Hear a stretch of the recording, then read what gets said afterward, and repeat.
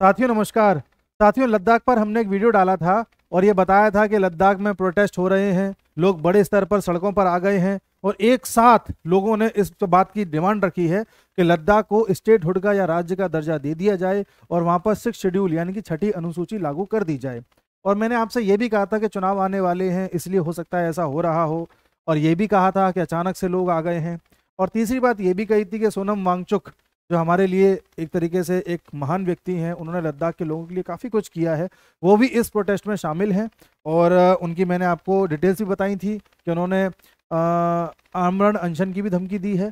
तो कई लोगों ने कमेंट में ऐसी बातें लिखी कि अभी लद्दाख के बारे में आपको पूरा नहीं पता, अभी लद्दाख के बारे में आपको ये नहीं पता कि लंबे समय से वहाँ पर ऐसा हो रहा है, आपको पता नहीं लद्दाख के लोग कितने परेशान हैं। किसी ने कहा कि हम लद्दाख से हैं, हम जानते हैं कि हम पर क्या बीत रही है। कोई कह रहा है कि सोनम वांगचुक के साथ हम खड़े हुए हैं। तो मैं आपसे एक बात क्लियर कर दूं कि पिछले वीडियो में हमने ये नहीं कहा कि ऐसा ही है, हमने कहा कि ऐसा भी हो सकता है। ये भी डॉट्स हैं जिनको कनेक्ट करने से ये पिक्चर बन रही है। प्लस जो चीज़ आज आपको सड़कों पर दिखाई दे रही है, वो सड़कों पर एक रात में नहीं आती, उसके लिए लंबे समय तक एफर्ट करना पड़ता है, उसके बाद लोग सड़क पे आते हैं। तो आपकी बात ये सही है कि वो लंबे समय से ही सब हो रहा है, इसको मैं नकार नहीं रहा। लेकिन सड़कों पर लोग अभी क्यों आए एकदम से, वो भी इतने बड़ी मात्रा में? चलो ना भी आते, वहां के लोग डिससेटिस्फाइड क्यों होगा एकदम से गवर्नमेंट से? आप कहोगे गवर्नमेंट ने कहा था कि वहां को स्टेटहुड का दर्जा देंगे या वहां पर असेंबली बना देंगे या बाकी चीजें कर देंगे। गवर्नमेंट ने तो किया नहीं भाई, नहीं किया। मैंने आपकी बात मान ली, ठीक है, मान ली कि लोगों को सरकार ने अभी उस तरीके से सेटिस्फाई नहीं किया जिस तरीके से वो चाह रहे थे। लेकिन आप मुझे एक बात बताइए कि हमारी जो सरकार जम्मू कश्मीर में धारा 370 हटा करके वहां पर टूरिज्म बढ़ा सकती है, वहां पर असेंबली बना सकती है इस साल, और चुनाव कराएगी, शायद इस साल हो जाएंगे, वहां के लोगों को इन्वेस्टमेंट दिलवा सकती है, वहां के लोगों को रोजगार दे सकती है, वो सरकार जो इन सब के लिए काम कर सकती है, वो लद्दाख के साथ भेदभाव क्यों करेगी? कॉमन सेंस से सोचिए, ऐसा क्या है भाई लद्दाख में कि भेदभाव करेगी? पहला प्रश्न तो ये। तो मैं कहना ये चाह रहा हूँ कि लोग जो एकदम से जजमेंटल हो जाते हैं ना, कि नहीं नहीं सरकार गलत है, सरकार गलत है, सरकार गलत है, मैं आपको यही इंसाइट देने की कोशिश कर रहा हूँ। हमारे चैनल के नाम में इंसाइट वर्ड जोड़ा ही इसलिए गया है कि आप वो ना देखें जो दिखाया जा रहा है, आप वो भी देखने की कोशिश करें जो नहीं दिखाया जा रहा। आप खुद कॉमन सेंस लगाइए ना। सरकार इनके लिए तो सब कुछ कर रही है और इनके लिए कुछ नहीं करेगी, ऐसा हो सकता है क्या? इनसे कोई दुश्मनी है क्या सरकार की? सरकार कोई भी हो, आप ये मत समझना कि बीजेपी, कांग्रेस, मोदी ना। कांग्रेस हो मैं तब भी यही कहूंगा, बात देश की चल रही है, यहाँ कोई राजनीति की बात नहीं चल रही है। तो सवाल ये है कि आप ये सोचा करो कि लद्दाख जो इलाका है, लद्दाख जो पूरा हमारा यूनियन टेरिटरी है, वो कोई छोटा मोटा क्षेत्र नहीं है, वो कोई आम क्षेत्र नहीं है, वो विशेष क्षेत्र है। लद्दाख वो रीजन है जिसमें पीओके भी आता है। लद्दाख वो रीजन है जिसमें अक्साई चीन भी आता है।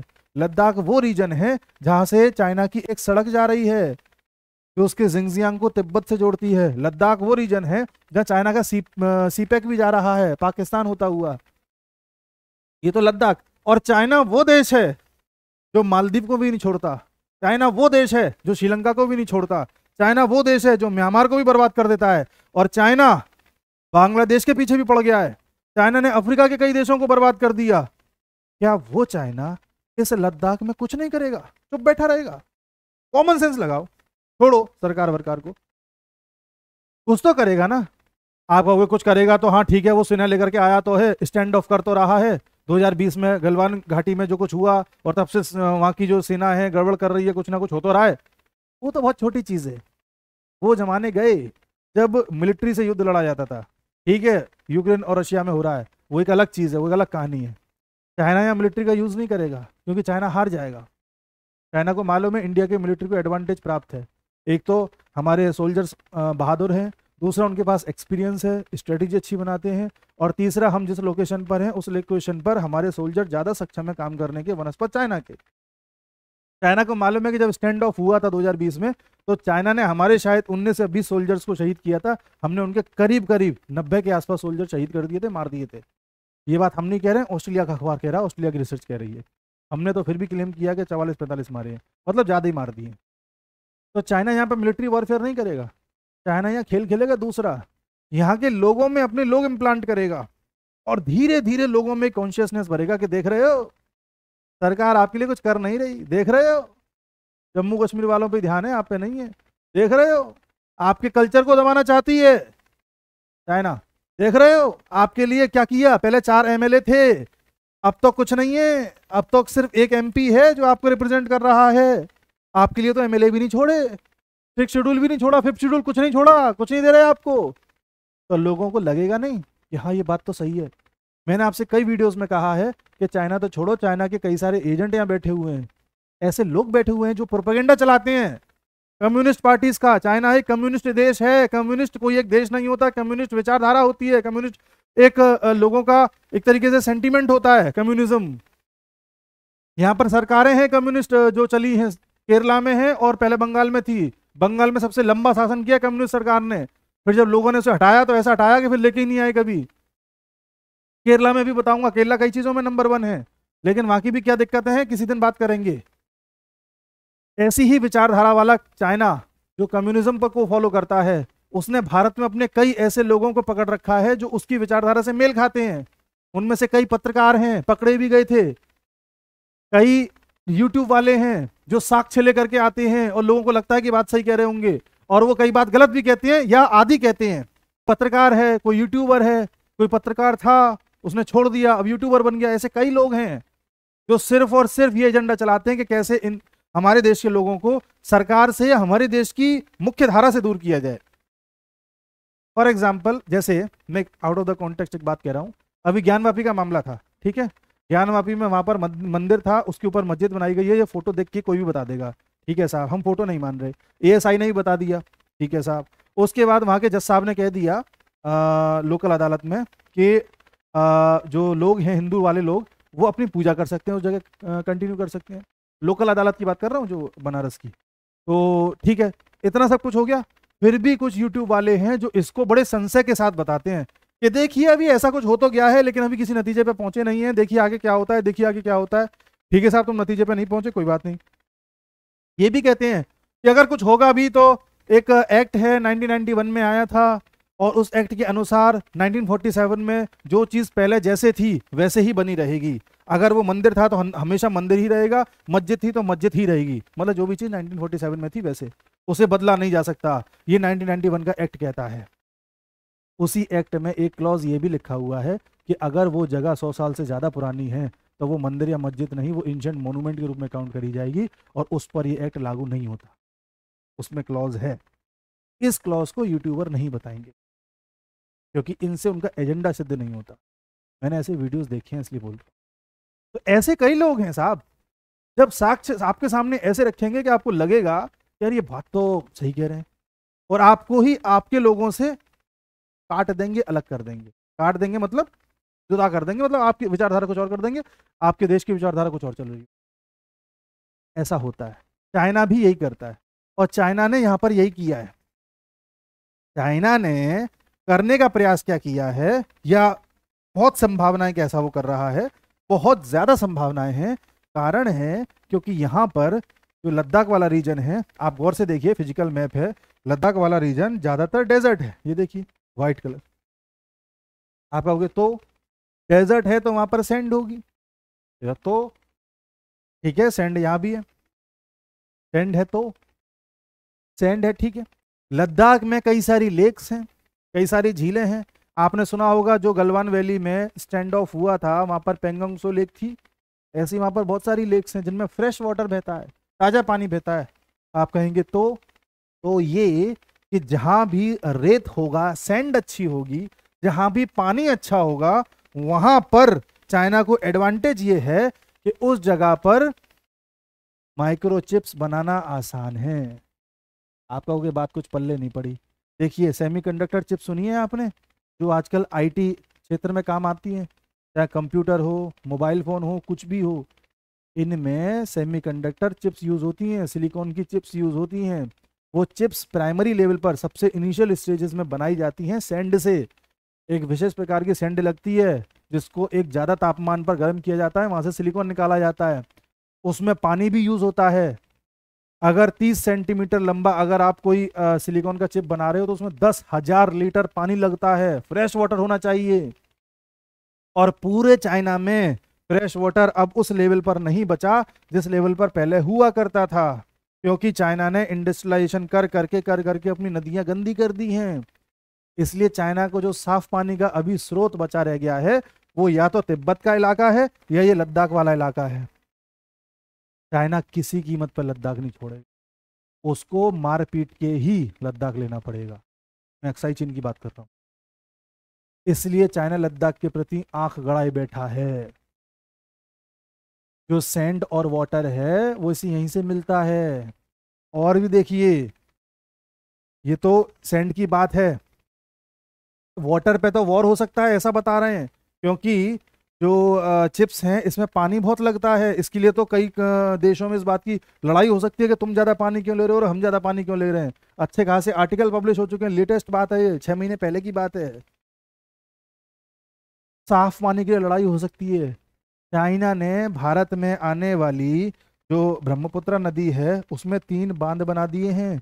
लोग कहते हैं ये इसलिए बनाए हैं ताकि इंडिया का कल को युद्ध हो चाइना के साथ तो चाइना बांध में पानी रोक देगा और हमें परेशान कर देगा। इसलिए नहीं बनाए। ये ब्रह्मपुत्र नदी है, इसे यहाँ पर सैंगपो बोलते हैं, सैंगपो। यहाँ पर चाइना ने 3 बांध बनाए हैं, तो लोगों का कहना ऐसा है इसलिए बनाए कल को युद्ध होगा तो पानी रोक देगा चाइना और इंडिया को परेशान कर देगा। बात सही है, ये भी एक रीज़न है, वन ऑफ द रीज़न है। इससे ज़्यादा रीज़न ये है कि इसका ज़्यादा से ज़्यादा साफ पानी हम ले सकें, चाइना ले सके, इसलिए बनाए। इससे पानी कंट्रोल होता है, इंडिया की तरफ पानी कम जाने दो, हम ज़्यादा यूज़ करें। समझ गए? तो जब चाइना का इतना बड़ा हित छुपा हुआ है उसमें, तो चाइना कैसे आपको आसानी से लद्दाख जीत लेने देगा? आपको पता है कि पाकिस्तान भी जम्मू कश्मीर में इतना उद्यम क्यों कर पाए थे इतने समय तक? जम्मू कश्मीर में आप सुनते होंगे कि पत्थरबाजों ने पत्थर फेंका, कोई आतंकी बन गया, किसी का बेटा आतंकी बन गया, ये बन गया, वो बन गया। कौन थे वो लोग? जम्मू कश्मीर की लोकल लोग थे जिनको पाकिस्तान भड़काता था अलग अलग तरीके से। भड़काना किसे कहते हैं? इसी को कहते हैं। एक माँ का बेटा आज पत्थर फेंक रहा है, कल को वो आतंकवादी बन जाता है और तीसरे दिन उसकी जो है डेड बॉडी घर पे पहुंचती है। उस माँ को कैसा लगता होगा? और ये मैं नहीं कह रहा हूँ, ये जनरल ढिल्लों साहब कह रहे हैं, उनका इंटरव्यू देख लेना।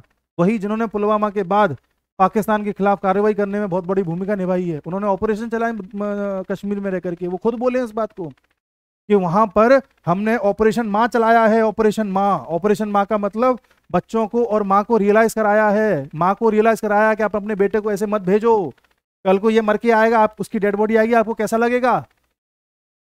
बेटे की बार बार माँ से बात कराते थे, जो आतंकी बन गया उसको मारते नहीं थे, आतंकी बन गया उसे पकड़ते थे रिहेबिलिटेशन सेंटर में, बार बार उसकी बात माँ से कराते थे ताकि उन दोनों को रियलाइज हो कि वो गलत रास्ते पे आ गए हैं। ऐसे करके लोगों को दोबारा रियलाइज कराया है कि वो बंदूक गोली और टेररिज्म में कुछ नहीं रखा।